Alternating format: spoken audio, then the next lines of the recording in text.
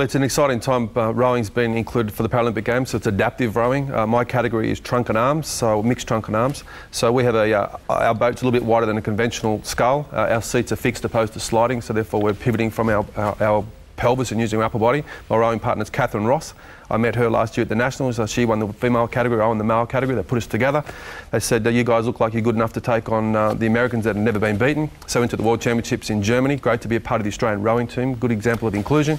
And we picked up silver, so we're in good shape this year for Beijing. Not with a gold in your closet, not for want of trying, mate. The last time we did this, I think you had a crack at about 19 events, so you're just bringing it back to the one? Yeah, looking back in Sydney, which is 8 years ago, and I'm very fortunate to get a second bite at the cherry. So we're in good shape, and we look forward to getting over there. About 2 months ago we raced in Italy, picked up the gold medal over there at International Regatta, so we're looking forward to doing the same come Beijing.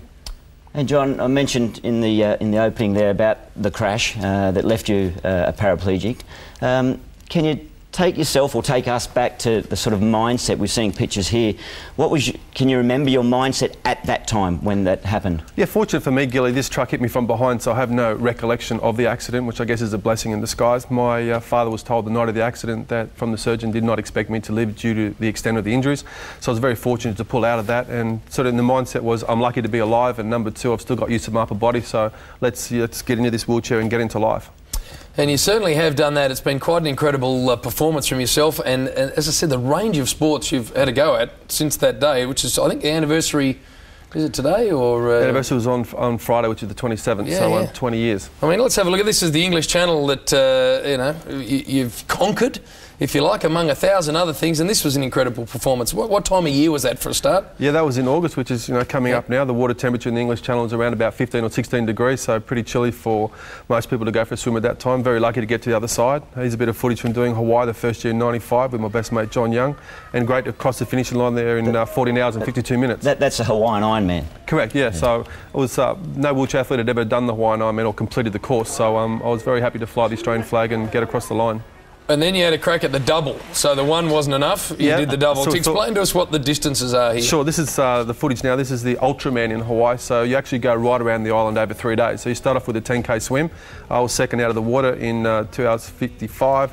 And then there's a 145K bike ride with an elevation of 6,000 feet, followed by a bike ride the second day of 276. And the third day is a double marathon. So that's me coming up towards the finishing line on the last day. I know firsthand you're an extremely successful, powerful, motivational speaker. I've seen it and I've heard it.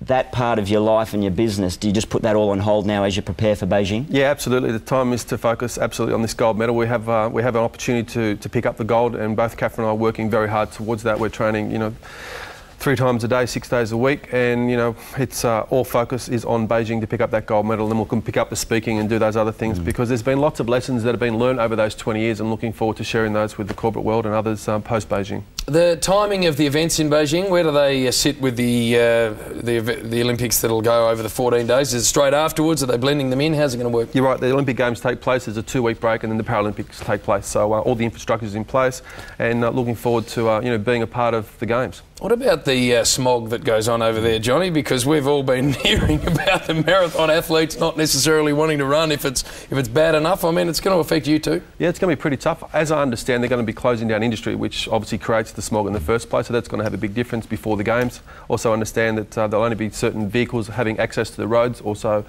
adds to the smog as well. So, I understand there's going to be rockets launched in the atmosphere to create rain, which also, makes it clear.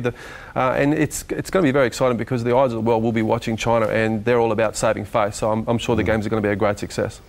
Well, Gilly touched before on the amazing work you do away from being an athlete. I think we've got the website details here that there we are, the John Maclean Foundation, which is absolutely... Tell us a bit about what you do with this first. Yeah, the foundation started 10 years ago. I was fortunate enough to get a cheque from Nike for $10,000 to support my English Channel swim, and we thought, well, let's start a foundation and let's give back and help kids in wheelchairs around this country. So that's what it started 10 years ago. We did a hand cycle from Brisbane to Melbourne in 2002, raised $400,000, and to date we've raised over $2 million, the foundation. And what we do is we put little smiles on little faces for little kids who use wheelchairs. So the request could be a wheelchair or a musical instrument or a computer. We try and improve the quality of life, not just for the individual, but certainly for the family as well. So it's a great thing. I did see at a corporate event the presentation to a young family with a young boy who received a wheelchair. It was very moving. The family you know, the opportunity that you've afforded them is fantastic. We saw a bit of footage of your book too, I must say, Brosh. It's a fantastic read. I'm lucky to have a signed autographed copy from John. So, yeah, doing great work, mate. Thanks, Gilly. Good luck, John. We wish you well. It's a huge time for you, and as I say, the gold medal beckoning, so good luck in Beijing. We'll look forward to coming back, hopefully with a gold medal, and get a chance to catch up post-game. So thanks for having us on, Good luck, guys. mate. Yeah, well. John Maclean, always very welcome here.